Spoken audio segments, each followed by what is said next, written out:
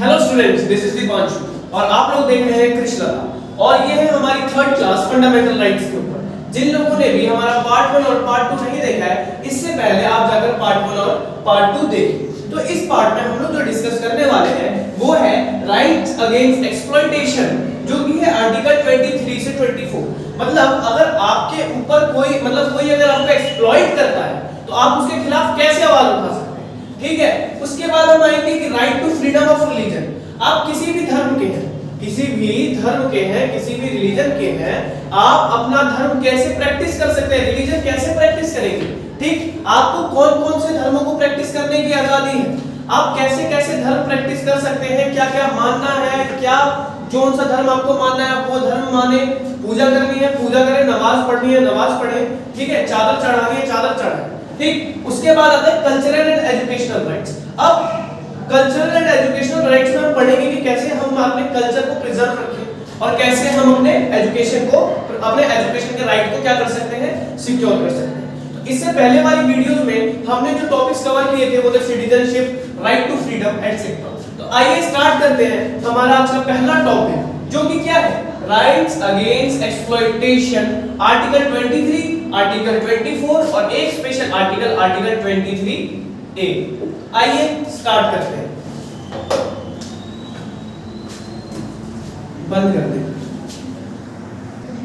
तो आइए स्टार्ट करते हैं हमारा फंडामेंटल राइट्स का थर्ड और बहुत इंपॉर्टेंट पार्ट, जो कि क्या है, rights against exploitation.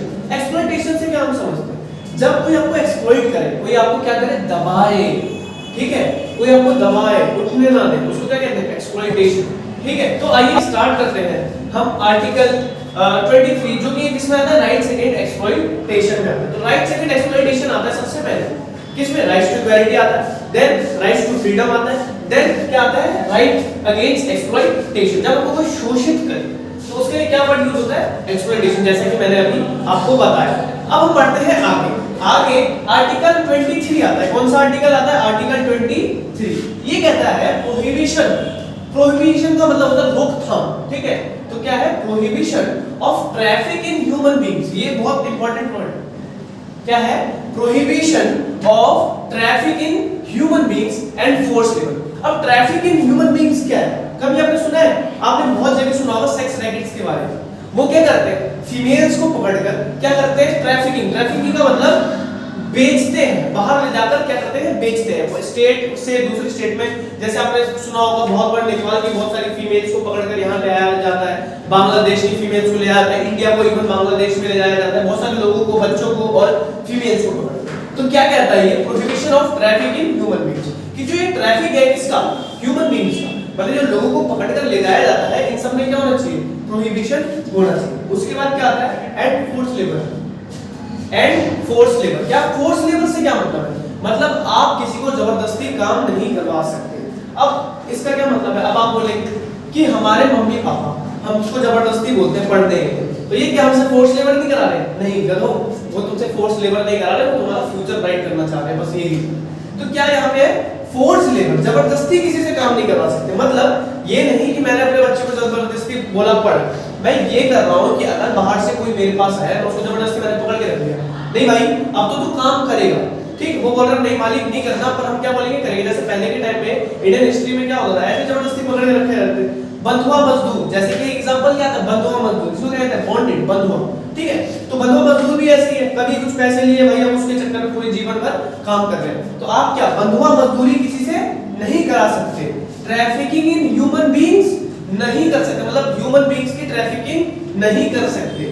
Forced labour, जबरदस्ती किसी से काम नहीं करवा सकते। अब एक बात, सर वो जो बच्चे चाइल्ड लेबर करते हैं क्या वो ठीक है, बहुत बार लोग बोलते हैं कि क्या कहते हैं, जो मूवीज में बच्चे काम कर रहे हैं वो भी तो लेबर ही है। नहीं, क्या होता है कि नॉर्मल जो एक चाय की दुकान पे बच्चा काम कर रहा होता है, क्या आप बताइए वो अपने मन से काम कर रहा होता है, नहीं, उसको परिस्थितियां करवाती हैं, ठीक। उसके पास एजुकेशन सिस्टम नहीं होता, उसके पास मनी नहीं होता कि वो अपना, उसके ऊपर पूरा भार होता है कि वो अपने फैमिली को संभाल सके, ठीक। तो अब और जो बच्चे मूवीज में काम करते हैं उनका क्या, उनके पास एजुकेशन है, उनके पास फैमिली है, फ्रेंड्स है, पैसे हैं, वो कुछ भी कर सकते हैं, तो वो अपने मन से आते हैं। पर यहाँ पर क्या हो रहा है, फोर्सफुली चाइल्ड लेबर कराया जाता है, ठीक है। उसके बाद बॉन्डेड बंधुआ नहीं रख सकते। अब एक यहाँ पे आर्टिकल 23 आया, क्या आया? आर्टिकल 20 क्या है? आर्टिकल 23 ये कहता है कि इन केस ऑफ इमरजेंसी, मतलब क्या? जब इमरजेंसी लगे, क्या लगे? इमरजेंसी लगे है, इमरजेंसी लगे, और फॉर सेक ऑफ नेशन, क्या? For sake of nation.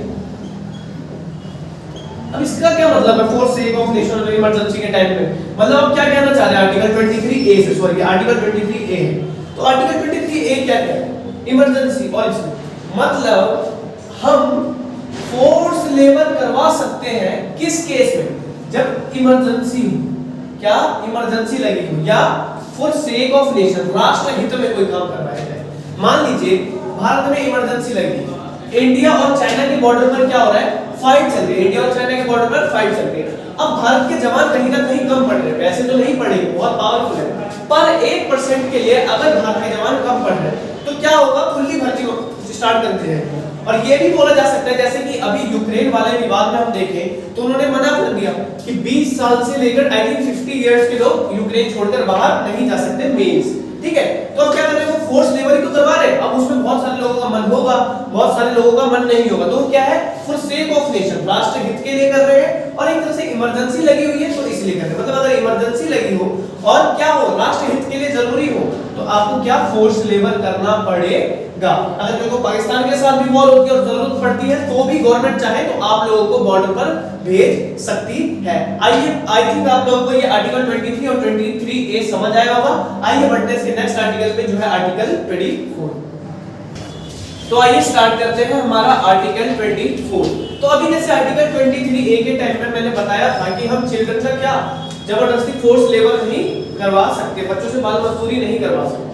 तो उसी को अच्छे से एक्सप्लेन करता है कौन? आर्टिकल 24। कौन करता है? आर्टिकल 24। फोर्स लेबर और इन सबको मना कौन करता है? आर्टिकल 23। आइए देखते हैं आर्टिकल 24 क्या कहता है। आर्टिकल 24 कहता है कि prohibition of employment in factories etcetera. इधर एक चीज मिस हो गई, prohibition of employment of childrens, क्या? चाइल्ड्स।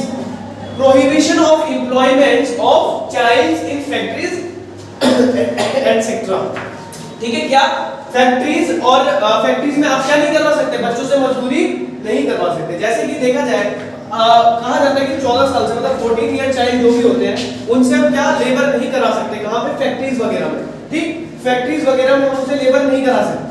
क्या होता है कि इससे बिलो एज के बच्चों को गवर्नमेंट क्या प्रोवाइड करती है? ये हम डीएस में आगे पढ़ेंगे कि कैसे गवर्नमेंट के मतलब जो हमारा कॉन्स्टिट्यूशन है, संविधान है, वो कैसे गवर्नमेंट को बाध्य करता है कि क्या करे? वो बच्चों को एजुकेशन प्रोवाइड कराए, फूड प्रोवाइड कराए, मेडिकल ट्रीटमेंट्स प्रोवाइड कराए। तो उसी तरीके से क्या होता है? 14 साल से कम उम्र के बच्चों को आप एम्प्लॉयमेंट नहीं दे सकते फैक्ट्रीज में। तो सॉरी फॉर दैट। तो आइए देखते हैं क्या कि हम किसी भी 14 साल से कम उम्र के बच्चों को क्या नहीं कर सकते? उनसे इनको बाध्य नहीं कर सकते, उनसे लेबर नहीं करवा सकते। कहां पर? फैक्ट्रीज वगैरह। अब ये एक एब्सोल्यूट राइट है, मतलब इमरजेंसी के केस के लिए, इमरजेंसी के केस में और नेशनल हित के केस में, मतलब जो फॉर सेक ऑफ नेशन था उस केस में भी हम बच्चों से क्या नहीं करवा सकते? लेबर नहीं करवा सकते, ठीक है? आप नोट कर लीजिए इसको अच्छे से।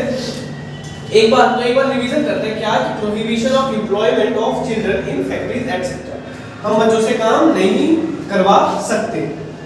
अब कहां? जैसे कि माइंस और डेंजरस वर्क जितने भी होते हैं उधर हम बच्चों को तो बिल्कुल ही क्या हो रहा है, तो हम बच्चों से डेंजरस वर्क नहीं करवा सकते। जैसे माइंस में खदानें जो होती है वहां पर कोई भी ऐसा काम नहीं करा सकते जिससे बच्चों को क्या पड़े? नुकसान। इवन 14 साल से कम उम्र के बच्चों को काम ही हम नहीं करवा सकते, ठीक है? आई होप आपको आर्टिकल 23, 23A, 24 समझ आया। एक बार रिवाइज करते हैं। आर्टिकल 23 क्या है? प्रोहिबिशन ऑफ ह्यूमन ट्रैफिकिंग नहीं कर सकते, प्लस और क्या नहीं कर सकते? फोर्स लेबर जो बंधुआ मजदूर था। आर्टिकल 23 ये कहता है कि इन केस ऑफ इमरजेंसी और फॉर सेक ऑफ नेशन, मतलब इमरजेंसी के समय, आपातकाल के समय और राष्ट्र हित के लिए आपको क्या बाध्य फोर्स लेबर का काम करना कराया जा सकता है। मेनली एनसीसी के जो लोग होते हैं नेशनल कैडेट काउंसिल के जितने भी लोग होते हैं उनको भी मेनली इस टाइम पे भेज दिया जाता है फोर्स लेबर के लिए। उसके बाद आर्टिकल 24 क्या कहता है कि हम बच्चों से कोई भी खतरनाक काम नहीं कर सकते, इवन कोई भी काम नहीं कर सकते कब तक, 14 साल की उम्र तक। तो आइए बढ़ते हैं इसके नेक्स्ट पार्ट के लिए जो है rights to freedom of religion. तो आइए स्टार्ट करते हैं फंडामेंटल राइट्स और फंडामेंटल राइट्स के थर्ड पार्ट का कौन सा फोर्थ पार्ट, जो कि है right to freedom of religion. मतलब हम किसी भी धर्म को अपना सकते हैं, प्रोपोगेट कर सकते हैं, हम जो धर्म चाहे वो प्रैक्टिस कर सकते हैं। तो आइए स्टार्ट करते हैं rights to freedom of religion का फर्स्ट पार्ट जो कि है आर्टिकल 25। ठीक है, तो सबसे पहले ये क्या है, राइट ऑफ इंडिविजुअल। ये एक व्यक्ति का अपना अधिकार, एक सिंगल व्यक्ति का क्या है, अपना अधिकार। कैसे अपना अधिकार है कि अगर मान लीजिए मैं हूं तो मेरे को अधिकार है, मेरे को इंडिविजुअली अधिकार है, मैं किसी भी धर्म का पालन कर सकता हूं, कोई भी धर्म अपना सकता हूं, ठीक है, उसको बढ़ावा दे सकता हूं। तो ये किसका, एक इंडिविजुअल का, एक व्यक्ति का अपना अधिकार, अपना अधिकार, ठीक है, हर व्यक्ति का। तो इसको क्या कहते हैं, राइट ऑफ इंडिविजुअल। ठीक है, तो ये क्या कहता है कि the freedom of conscience of free profession. ठीक है, हम क्या कर सकते हैं, प्रोफेशन, मैं पंडित बन सकता हूं, मैं मौलवी बन सकता हूं, ठीक, किसी भी धर्म को अपना सकता हूं, प्रैक्टिस कर सकता हूं। अब मैंने धर्म अपना लिया तो क्या करूंगा, मैं प्रैक्टिस करूंगा प्रोपोगेशन ऑफ एनी रिलीजन। मतलब इस आर्टिकल में नॉर्मली यही कहा गया है कि हम किसी भी आर्टिकल का प्रचार प्रसार और क्या किसी भी अपना सकते हैं फ्री होके, हमको कोई रोकने वाला नहीं। जैसे कि मान लीजिए मैं हिंदू हूं, मेरे बहुत मित्र मुस्लिम हैं, तो क्या मैं पूजा करूंगा तो मेरे मुस्लिम मित्र मुझे रोक देंगे? नहीं। या वो नमाज पढ़ेंगे तो मैं रोक दूंगा? नहीं। यही एक निशानी है सेक्युलर भारत। तो अब इसके बाद हम आगे बढ़ते हैं आर्टिकल, आई होप आपको आर्टिकल 25 समझ आ गया होगा। ठीक है, किसका अधिकार है, एक व्यक्ति का अधिकार है, प्रोफेशन का, कोई भी धर्म से जुड़े प्रोफेशन कर सकता है, प्रैक्टिस कर सकता है और प्रोपोगेशन कर सकता है, किसका, किसी भी धर्म। तो आइए बढ़ते हैं आर्टिकल 26 की तरफ।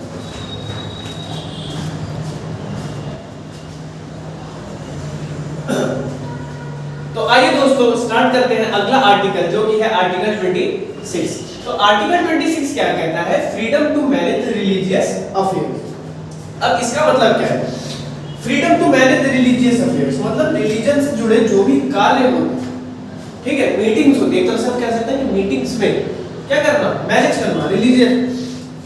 जैसे सत्संग हो रहा है, आप उसको मैनेज करिए, ठीक है, आप कोई सत्संग स्पॉन्सर कर रहे हैं तो क्या होता है, रिलीजियस अफेयर्स में आ गया। ठीक है, उसके बाद आर्टिकल 27 पे आता है, बहुत आसान था आर्टिकल 26 में, कुछ खास नहीं। आर्टिकल 27 क्या कहता है, ये देखिए, ये आप इस आर्टिकल से खुद को रिलेट करिएगा कि आपने ये कभी किया है कि नहीं किया। जैसे कि आर्टिकल 27 क्या कहता है, freedom as to payment of taxes. अच्छा आप बताइए, आपने कभी पेमेंट ऑफ टैक्सेस किया है? मतलब आपने कभी टैक्स पे किया है, किसके लिए, promotion of any particular religion. मतलब किसी धर्म को, किसी रिलीजन को आगे बढ़ाने के लिए आप क्या करते हैं, टैक्स पे करते हैं। ठीक है, हमने बोला ठीक कर दिया टैक्स पे, पर कहां टैक्स पे किया हमने, कैसे पता करें कि कहां टैक्स पे किया? बहुत आसान सा एग्जांपल ले, तो मान लीजिए आपके उधर सरस्वती पूजा हो रही है और आपके उधर क्या हो रहा है, लोग चंदा मांगने आते हैं, आप 10 रुपए का चंदा देते हैं, 5 रुपए का, 1000 का, 10,000 का, तो वो आप किसके लिए दे रहे हैं, promotion of any particular religion, किसी भी धर्म को बढ़ाने के लिए आप टैक्स दे सकते हैं, आपको फ्रीडम है, कोई आपको टोकने नहीं आएगा कि भाई तूने इसको पैसे क्यों दिए। ठीक, जैसे नॉर्मली देखें तो खान बाबा सब भी आते हैं मंदिर में, मंदिर के भी पुजारी वगैरह सब आते हैं मांगने के, तो क्या आप टैक्स पे कर रहे हैं? जी हाँ, टैक्स पे कर रहे हैं, एज अ चंदा जिसको हम कहते हैं। ठीक है, मंदिरों में जो चढ़ावा चढ़ाया जाता है, तो क्या हो रहा है, किसी पर्टिकुलर धर्म को आगे प्रमोट करने के लिए क्या हो रहा है, पेमेंट आप कर सकते हैं। ठीक है, तो आर्टिकल 26 समझ आया, कोई भी रिलीजियस अफेयर मैनेज कर सकते हैं। आर्टिकल 27 आप पेमेंट कर सकते हैं, टैक्सेस आप पे कर सकते हैं, टैक्सेस किसी भी धर्म को प्रमोट करने के लिए। वो आपको समझ आ रहा है? ठीक है, ना समझ आए तो आप कमेंट बॉक्स में लिख दीजिए, मैं खुद ही आपका उसको पर्टिकुलरली एक छोटी सी वीडियो बना के आपको दे दूंगा, आप उसको फटाफट नोट कर लीजिए सारे।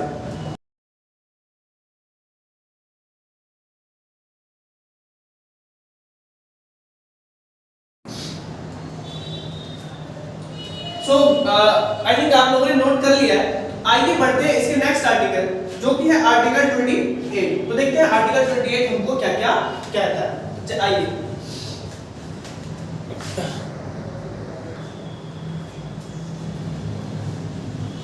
तो आइए देखते हैं right to freedom of religion का लास्ट आर्टिकल जो कि है कहता है कि freedom to attend religious instruction और religious worship in certain educational institute. पढ़ने से आपको समझ ही आ गया होगा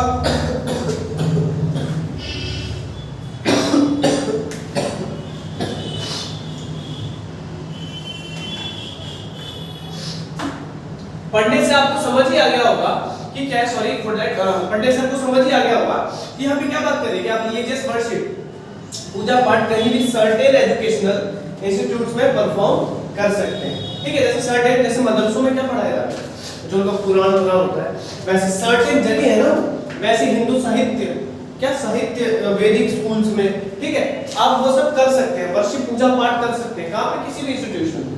ठीक है, आई होप आपको right to freedom of religion बहुत अच्छे से समझ आया होगा। अगर फिर भी कुछ रह जाता है तो आप कमेंट बॉक्स में हमको कमेंट कर बताइए। तो बढ़ते हैं आगे नेक्स्ट बढ़ते हैं इसके नेक्स्ट पार्ट की ओर जो 5th पार्ट है इसका। ठीक है, कल्चरल एंड एजुकेशनल राइट्स। तो आइए देखते हैं।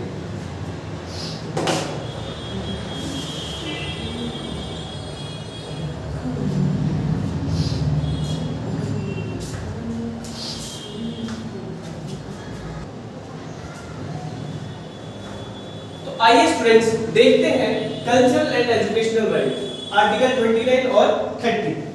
तो आर्टिकल 29 क्या कहता है कि protection of interest of minorities, मतलब माइनॉरिटीज को क्या करना है, प्रोटेक्ट करना है। अभी प्रोटेक्ट कैसे होगा, मतलब ये प्रोटेक्ट इंटरेस्ट ऑफ माइनॉरिटीज से क्या तात्पर्य है, तो उसको एक्सप्लेन करने के लिए नीचे बताया हुआ है क्या क्या कल्चरल के आधार, कल्चर जो भी होगा भाषा के आधार पर, स्क्रिप्ट के लिपि के आधार पर, आपके धर्म के आधार पर डिस्क्रिमिनेशन नहीं कर सकते माइनॉरिटीज के साथ। माइनॉरिटी के लिए जो सबसे बड़ा काम किया, बहुत अच्छा काम किया, वो था बाबा साहब अम्बेडकर का, जो जय भीम के नारे भी लगते हैं, पंजाब इलेक्शन में देखा होगा आपने। ठीक है, भगत सिंह और अम्बेडकर जी के फेस के साथ आम आदमी पार्टी उतरी थी इलेक्शन में। तो क्या होता है वहां माइनॉरिटीज जाती है, तो उन्हीं माइनॉरिटीज के इंटरेस्ट को प्रोटेक्ट करता है कौन, आर्टिकल 29। ठीक, अब कैसे, मान लीजिए पहले के समय में क्या होता था, बहुत भेदभाव होता था। आज भी गांव में कहीं कहीं होता है, पर कैसे, जैसे आपने देखा होगा छुआछूत, कोई माइनॉरिटी, कोई नीची कास्ट का बंदा अगर जाके कोई एक ऊंची कास्ट के बंदों का क्या कर देता था, पॉन्ड छू देता था, मतलब तालाब में चला गया, नहा लिया, वो तालाब अशुद्ध हो गया। ठीक है, तो इन सब से वैसे तो आज की कल के समय में कोई नहीं देखता है, क्योंकि हमने देखा कोविड के समय में भी सब रिलीजन एक हो गए थे। तो उसी तरीके से अभी देखें तो आर्टिकल 29 क्या कहता है कि protection of interest of minorities, आप उनके किसी भी आधार पर आप क्या नहीं कर सकते, डिस्क्रिमिनेशन नहीं कर सकते किसके साथ, माइनॉरिटीज के साथ। माइनॉरिटीज कहते हैं अल्पसंख्यक जो बहुत कम अमाउंट में है। जैसे भारत में मेजॉरिटी किसकी है, हिंदू की 70%, माइनॉरिटी फिर मुस्लिम्स क्या रहती है, सिख की आ जाती है, पारसीज क्या आ जाती है, क्रिश्चियन आ जाते हैं माइनॉरिटीज में। ठीक है, उनका क्या है ये। अब यहाँ पर एक बात क्या, आर्टिकल 30 आता है। अब एक आर्टिकल आता है 30, वो कहता है कि आप स्टैब्लिश कर सकते हैं, क्या स्टैब्लिश कर सकते हैं, क्या इंस्टीट्यूट्स,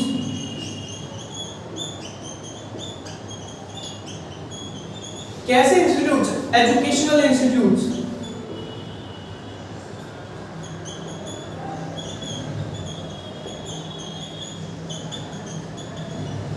किसके लिए, for interest of minorities, for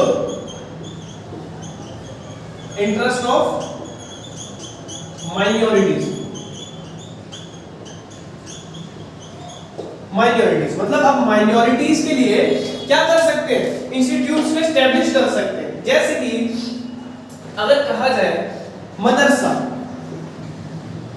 भी एक एग्जांपल है। भाई असल में मोहम्मद्स क्या है, मेजॉरिटी है ना, माइनॉरिटी है ना भारत में, तो उनके द्वारा क्या इंस्टीट्यूशन बनाया जाता है, मदरसा। उसी में देखा गया अगर ब्राह्मण को उनको दिया जाए, आज के समय में उनका वो है, तो क्या वैदिक स्कूल, संस्कृत स्कूल, क्या वैदिक स्कूल। तो क्या कहता है, देखो आर्टिकल 29 कहता है इंटरेस्ट को प्रोटेक्ट करना है, अल्पसंख्यक के इंटरेस्ट को प्रोटेक्ट करना है। आर्टिकल 30 कहता है कि उनके लिए एस्टैब्लिश करना है क्या, एजुकेशनल इंस्टीट्यूट्स, ठीक है, फॉर इंटरेस्ट ऑफ माइनॉरिटी, ठीक है। अगर आपको ये भेदभाव वाला टॉपिक अगर अच्छे से समझना है तो जरूर देखिएगा, इससे पहले वाला पार्ट 2 जो था उसमें मैंने ये जो भेदभाव वाला राइट्स टू इक्वालिटी में बहुत अच्छे से समझाया हुआ है। तो आई होप आपको ये बहुत अच्छे से समझ आया होगा। तो अब बढ़ते हैं नेक्स्ट पार्ट की तरफ जो है सेविंग ऑफ सर्टेन लॉस, मतलब सर्टेन लॉस से मतलब बहुत तरीके के लॉस हम अपने आप को कैसे बच सकते हैं, आप उसको नोट कर लीजिए, उसके बाद हम आगे बढ़ते हैं।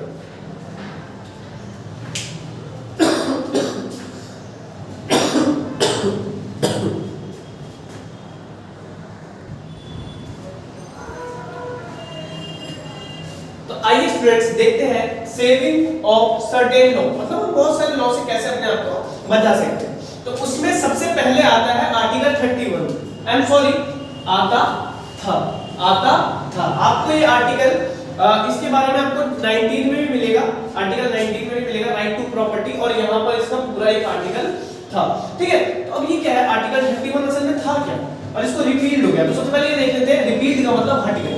तो रिपील्ड हुआ, हटा 44th अमेंडमेंट एक्ट 1978 किसके समय में, मोरारजी देसाई के समय में, किसके समय में, मोरारजी देसाई के समय में, ये कहा जाता है मोरारजी देसाई ने उनको हटाया।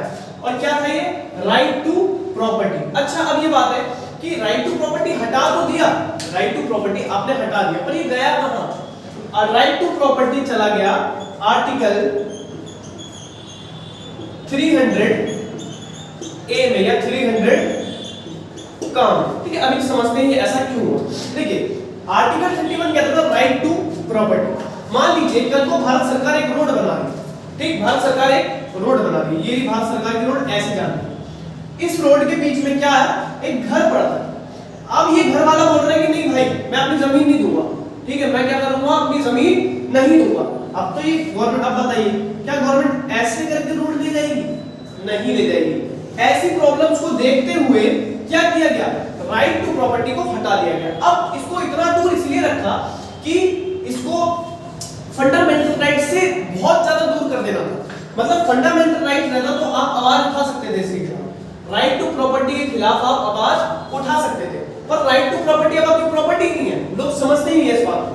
जैसे कि मान लीजिए लोगों को लगता है कि अगर सरकार कोई जमीन ले रही है तो उसके बदले जमीन देगी या जमीन भी देगी और पैसे भी देगी, बट असल में गवर्नमेंट पैसे देती है, जमीन कमी देती है, जमीन के बदले जमीन कमी देती है पर मिलता है, पर वही जमीन नहीं देगी। गवर्नमेंट जब चाहे आपके घर की जमीन ले सकती है, गवर्नमेंट का अगर मन है तो आप कुछ नहीं कर सकते, ठीक है। तो असल में अब ये क्या है, आर्टिकल 300 ए में क्या चला गया, राइट टू प्रॉपर्टी चला गया, आर टी टी लिख देता हूं, राइट टू प्रॉपर्टी किसमें चला गया आर्टिकल। अब ये क्या है, लीगल राइट है,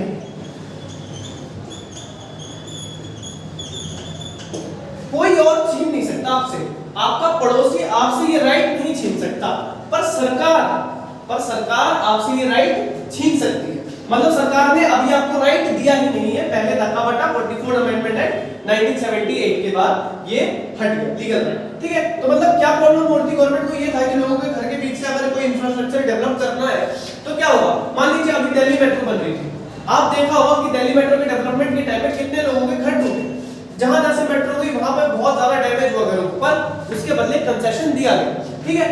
उसमें आप मना नहीं कर सकते थे क्योंकि आपके पास ये राइट है ही नहीं। ये दो जगह मिलता है, ये आर्टिकल 19 के जो राइट्स दिए गए हैं उसमें भी मिलता है आपको क्या, प्रॉपर्टी का, जो कि उधर से भी हटा दिया गया। तो आई होप आपको समझ आ गया होगा कि राइट टू प्रॉपर्टी क्यों हटाई गई, ठीक है, किसने हटाई, कब हटाई, कौन सा अमेंडमेंट एक्ट के थ्रू हटाई। ये क्वेश्चन पूछ लेता है बहुत बार कि कौन सा अमेंडमेंट एक्ट के थ्रू राइट टू प्रॉपर्टी क्या करी, हटाई गई। अब राइट टू प्रॉपर्टी क्या है, 301 300 का राइट टू प्रॉपर्टी, और अब क्या है ये लीगल राइट है, ठीक है, लीगल राइट है। आप अगर कोई आपका पड़ोसी छीनता तो आप हाई कोर्ट जाकर कंप्लेंट कर सकते हैं। फटाफट इसको नोट करिए, फिर हम लोग बढ़ते हैं आगे। तो चलिए आगे बढ़ते हैं।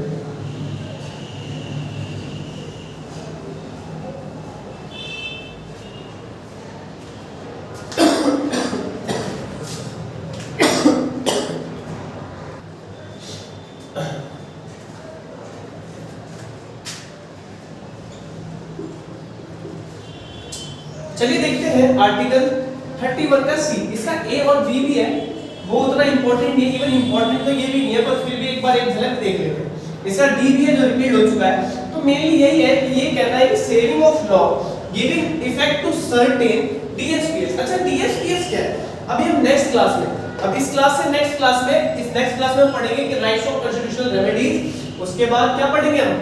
हाई कोर्ट और सुप्रीम कोर्ट की पावर्स पढ़ रहे होंगे, उसको जो मेरिट्स होते हैं 5 मेरिट सिस्टम, क्यों वारंटो, ठीक है, ये सब पढ़ रहे होंगे, 5 प्रोहिबिशन, सर्जरी, ये सब। उसके बाद हम उसमें पढ़ेंगे क्या? डीएसपीएस और फंडामेंटल ड्यूटीज भी। तो देखिए क्या है कि डीएसपीएस क्या होता है? डीएसपीएस का मतलब होता है directive principle of state policy. क्या होता है? डायरेक्टिव, अभी हम इसको एक्सप्लेन करके बाद में पढ़ेंगे नेक्स्ट क्लास में। Directive principle of state policy, of क्या? State policy. ये फंडामेंटल राइट्स से थोड़ा सा डिफरेंट है। इसमें क्या होता है कि फंडामेंटल राइट्स किसको दिए जाते हैं? लोगों को दिए जाते हैं। और डीएसपीएस किसको दिए जाते हैं? गवर्नमेंट को दिया जाता है। ठीक है, कौन देता है? कॉन्स्टिट्यूशन देता है, जाहिर सी बात है, हमारा कॉन्स्टिट्यूशन देगा। डीएसपीएस किसको दिया जाता है? गवर्नमेंट को दिया जाता है कि आप अप्लाई करें, पर ये नॉन जस्टिफिकेबल होता है। नॉन जस्टिफिकेबल का मतलब अगर आपसे डीएसपीएस नहीं दिया है, आपको आपके डीएसपीएस का पालन नहीं हो रहा है, तो आप कोर्ट में नहीं जा सकते, आप कोर्ट में नहीं जा सकते। तो ये कह रहा है कि अगर कभी डीएसपीएस आप पे लगता है या लागू होता है, तो आप खुद को उससे बचा सकते हैं। आर्टिकल 31 सी इतना ही था, article saving of certain law इतना ही था। इसमें बस एक वही इंपॉर्टेंट था, उसको अच्छे से पढ़िए। आर्टिकल 31 जो मैंने बताया रिपील्ड हो गया 1978 में, मेरे साथ बोलिए 44th अमेंडमेंट एक्ट के साथ, मोरारजी देसाई के समय में, मोरारजी देसाई के समय में, ठीक है, मोरारजी देसाई के समय में। अब कहां है? 300A में है। कौन सा राइट है? वो लीगल राइट है। कौन सा राइट है? लीगल राइट है। तो आज की क्लास होती है यहीं पे खत्म। अगर आपको अच्छा लगा तो प्लीज लाइक करें, सब्सक्राइब करें, शेयर करें, अपने सारे स्टूडेंट्स दोस्तों के साथ शेयर करें। मैं भी स्टूडेंट हूं, इवन मैं भी पढ़ कर सीखा हूं, और अब आप लोगों में चाहता हूं कि ये बात चाहिए, बांटी जाए। मेरे को कुछ आप लोगों से चाहिए नहीं, बस आप वीडियो अच्छे से देखें, लाइक करें। आपको कुछ गलती लगती है तो कमेंट करें, हम अगली वीडियो में उसको सुधारने का ट्राई करेंगे। और वो करता हूं आज का पूरा आपको अच्छे से समझ आ गया होगा। इसमें बस एक था आर्टिकल 31 जो रिपील्ड हो गया, बाकी कुछ ऐसा खास नहीं है। नेक्स्ट क्लास में हम करेंगे कॉन्स्टिट्यूशनल रेमेडीज, हाई कोर्ट और सुप्रीम कोर्ट की पावर, और DSPs directive principle of state policy, जो कि किस पे लगती है? स्टेट गवर्नमेंट पर लगती है। उसी का एक बहुत अभी हम उस दिन पढ़ रहे होंगे 44 आर्टिकल, मतलब उसका 44 पॉइंट, आर्टिकल 44, वो कहते हैं uniform civil code. Uniform civil code बहुत अच्छे से पढ़ रहे होंगे। आपका ये होमवर्क है कि आपको यूनिफॉर्म सिविल कोड समझ कर आना है होता क्या है। मैं बस ये बता देता हूं कि गोवा पहला ऐसा स्टेट बना है जिसने यूनिफॉर्म सिविल कोड क्या करा है? अपने में लगा दिया, आर्टिकल 44। तो thank you guys for watching. अब मिलेंगे अगली क्लास में जो कि होगी पार्ट 4। तो मैं दीपांशु आपसे अलविदा लेता हूं, और प्लीज हमारे इस चैनल कृष्ण लता को जरूर लाइक और शेयर और सब्सक्राइब करें। Thank you.